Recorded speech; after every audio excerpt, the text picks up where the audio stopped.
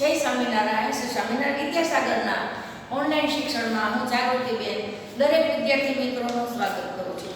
વિદ્યાર્થી મિત્રો, આના પહેલા આપણે અંગ્રેજીમાં ધોરણ 2 ની અંદર ભણી ગયા હતા. યુનિટ નંબર 17, 18 અને 19 એમાં આપણે ભણી ગયા હતા. તો એમાં આપણે જોયું હતું કે મૂળાક્ષરો છે, જે બીજી એબીસીડીના મૂળાક્ષરો, એને આપણે ટપકા જોડી અને એનો મહાવરો કરેલ હતો. અને પછી યુનિટ નંબર 18 માં આપણે ભણ્યા હતા પ્રથમ અને બીજી એબીસીડીના મૂળાક્ષરો સરખે સરખા, જે પ્રથમ એબીસીડીના અક્ષર ને બીજી એબીસીડીના મૂળાક્ષરો સાથે આપણે જોડ્યા હતા. પછી આપણે જોયું હતું યુનિટ નંબર 19 ની અંદર કે પ્રથમ અને બીજી એબીસીડીના અંગ્રેજી મૂળાક્ષરોના ચિત્રો, જેમ કે U for umbrella, S for sun, તો ચિત્ર આપેલ યુ ની સામે અમ્બ્રેલાનું ચિત્ર હોય એને આપણે સામે એ રીતના ચિત્રો સાથે જોડેલા હતા.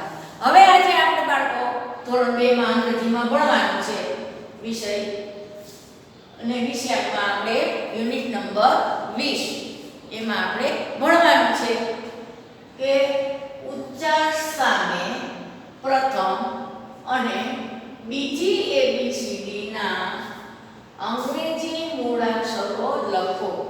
એટલે શું છે કે આમાં જે આપણે મૂળાક્ષરો આપેલા છે, કયા કયા મૂળાક્ષરો આપેલા છે આપણને, એના ઉચ્ચાર, તો કે ઓ. તો ઓ માં આપણે પ્રથમ એબીસીડી નો ઓ લખશું અને બીજી એબીસીડી નો ઓ લખશું. પછી છે ટી, તો પ્રથમ એબીસીડી નો ટી લખશું અને બીજી એબીસીડી નો ટી લખીશું. પછી છે વી, તો પ્રથમ એબીસીડી નો વી લખશું અને બીજી એબીસીડી નો વી લખશું. પછી છે પી, તો પ્રથમ એબીસીડી નો પી લખશું અને બીજી એબીસીડી નો પી લખશું. પછી છે યુ, તો પ્રથમ એબીસીડી નો યુ અને બીજી એબીસીડી નો યુ લખશું. પછી છે ઝેડ, તો પ્રથમ એબીસીડી નો ઝેડ લખશું અને બીજી એબીસીડી નો ઝેડ લખશું. પછી છે એક્સ, તો પ્રથમ એબીસીડી નો એક્સ લખશું અને બીજી એબીસીડી નો એક્સ લખશું.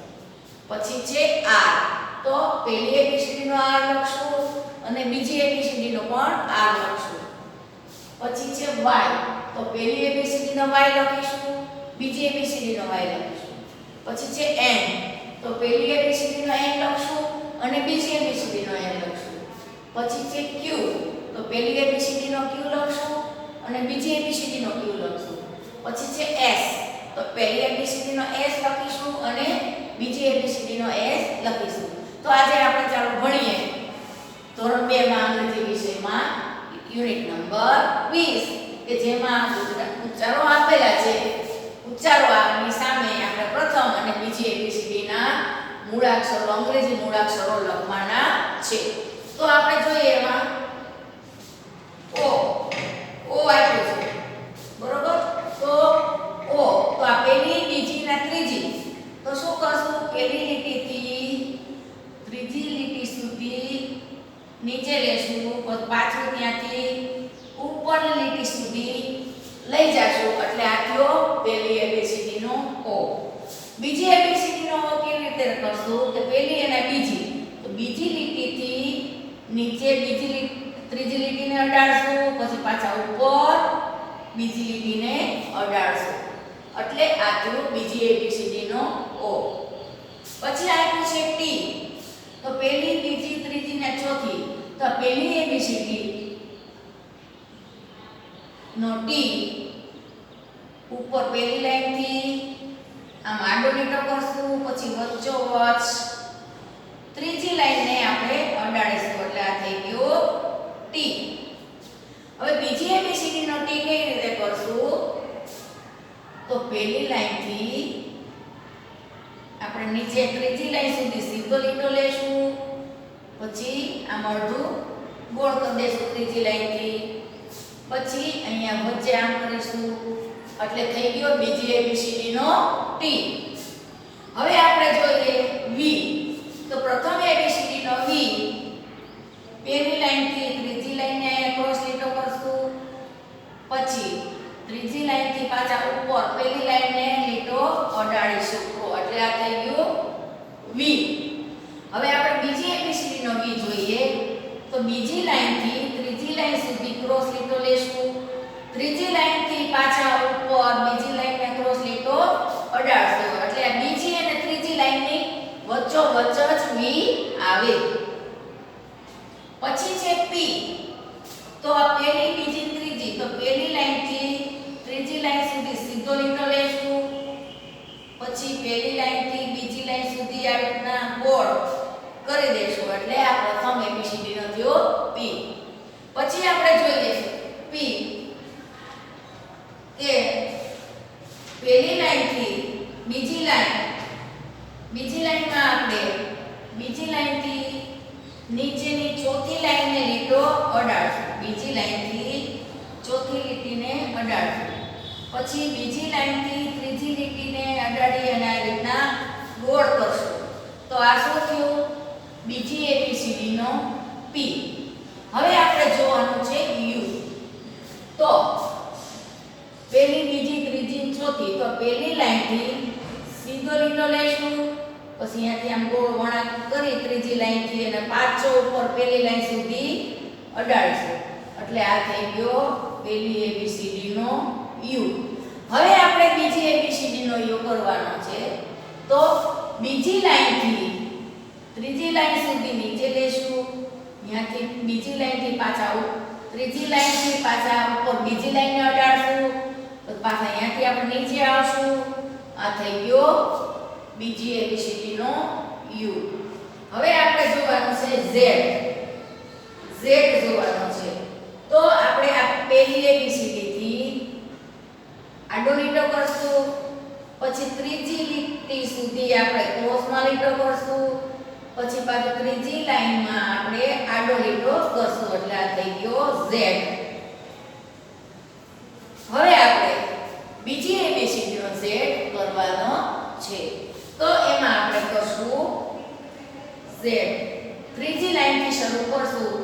પહેલા આડો લીટો કરશું પછી આ ક્રોસમાં લીટો કરશું પછી પાછો આડો લીટો કરશું એટલે આ થઈ ગયો બીજી એબીસીડી નો ઝેડ. હવે આપણે જોઈએ કે એક્સ. તો શું કરશું પહેલી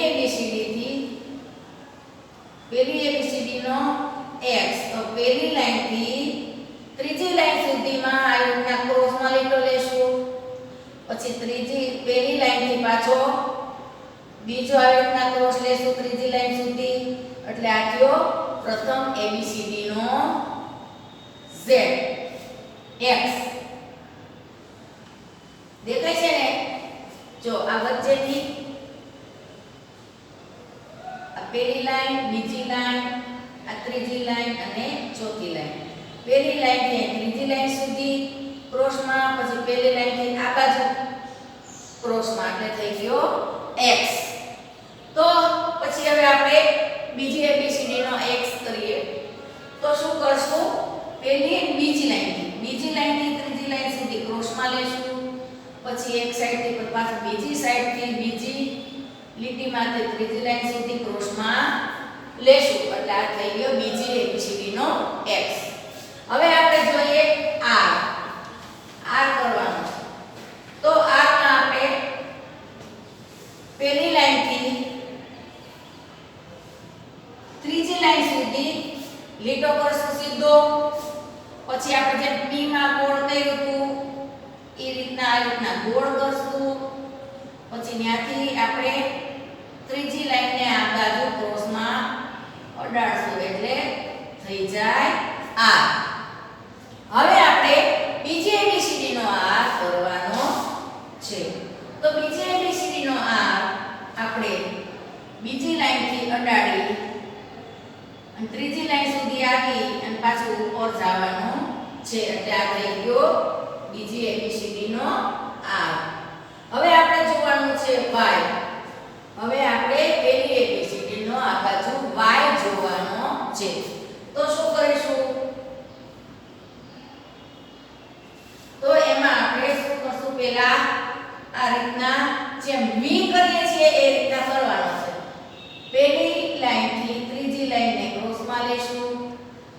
પાછું ત્રીજી લાઈનથી ઉપર જાશું, પછી આમ નીચે આવશું ચોથી લાઈનને અને પછી આમ અડાડશું, એટલે આ થઈ ગયો y. હવે આપણે બીજી ABCD નો y કરવાનો છે. તો શું કરશું? બીજી લાઈનથી ક્રોસમાં લીટો લેશું, પછી ઉપર બીજી લાઈનથી છેક ચોથી લાઈન સુધી આવી રીતનો ક્રોસ લીટો લેશું, એટલે આ થઈ ગયો બીજી ABCD નો y. પછી આપણે જોઈએ n. પછી આપણે જોઈએ n. તો n માં શું કરશું? પહેલી ABCD થી સીધો લીટો લેશું ત્રીજી લાઈન સુધી, પછી પહેલી લાઈનથી ત્રીજી લાઈન સુધી ક્રોસમાં લીટો લેશું, પછી નીચેથી ત્રીજી લાઈનથી પહેલી લાઈન સુધી લીટો અડાડશું, એટલે આ થઈ ગયો પહેલી ABCD નો n. હવે આપણે બીજી ABCD નો n કરીશું. તો બીજી લાઈનથી નીચે સીધો લીટો લેશું, પછી ત્રીજી લાઈનથી નીચેથી આપણે પાછા બીજી લાઈન સુધી ઉપર જાશું, આવી રીતના ગોળ કરી ત્રીજી લાઈનને અડાડી અને આવી રીતના કરશું બીજી ABCD નો n. પછી છે q. તો જેમ આપણે o કર્યું હતું એ જ રીતના આપણે આ રીતના ગોળ કરવાનો છે, પછી આ રીતના આપણે લીટો કરવાનો છે. તો આ થઈ ગયું આપણું પહેલી ABCD નો q. તો હવે આપણે બીજી ABCD નો q જોઈએ.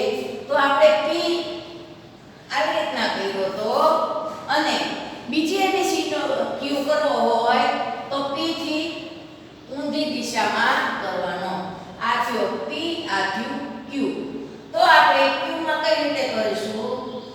તો કે બીજી લાઈનથી નીચે ચોથી લાઈનને લીટો અડાડશું, પછી બીજી લાઈનથી ડાબી સાઈડમાં ગોળ કરશું, તો આ થયો p, q. આ p અને આ q. તો આ પહેલી ABCD નો q અને આ બીજી ABCD નો q, એટલે કે p થી ઊંધી દિશામાં q થાય. આ p અને આ q, એટલે તમારે બાળકો ખાસ ધ્યાન રાખવાનું છે. પછી છે s. s માં શું કરશું? પહેલી લાઈનથી બીજી લાઈન સુધી ગોળ કરશું, પછી બીજી લાઈનથી નીચે ત્રીજી લાઈન સુધી ગોળ કરશું, એટલે આ થયો s, પહેલી ABCD નો s. હવે આપણે બીજી ABCD નો s જોઈએ. તો બીજી લાઈનથી અડધું ગોળ કરશું, પછી પાછું ત્રીજી લાઈનમાં અડધું ગોળ અડાડશું, એટલે આ થયો s, પહેલી ABCD નો અને આ થયો બીજી ABCD નો. હવે આપણે જોઈએ બાળકો, ખાસ ધ્યાન રાખજો o. તો જો ત્રીજી લાઈન, પહેલી અને ત્રીજી લાઈનની વચ્ચે o, બીજી ABCD નો o, તો બીજી અને ત્રીજી વચ્ચે o. t, પહેલી બીજી ત્રીજી સુધી આવી, અને આ બીજો t, બરોબર. પછી v, તો v. p, કેપિટલ p છે એ ત્રીજી લીટીને અડે, બીજી ABCD નો છે p એ નીચેની ચોથી લીટીને અડે. પછી છે u, તો u. પછી z, પછી છે x, તો x. r, તો r. y, તો y. n, q, s. તો આજે આપણે અંગ્રેજીની અંદર બીજા ધોરણમાં ભણ્યા કે ઉચ્ચારની સામે પ્રથમ અને બીજી ABCD ના અંગ્રેજી મૂળાક્ષરો આપણે લખ્યા છે. તો તમારે પણ આ છે મૂળાક્ષરો, એ તમારે તમારી નોટમાં 3 વખત લખી અને પાકા કરવાના છે. હવે પછીના ફરીના વિડીયોમાં આપણે મળીશું. ત્યાં સુધી રજા લો. જય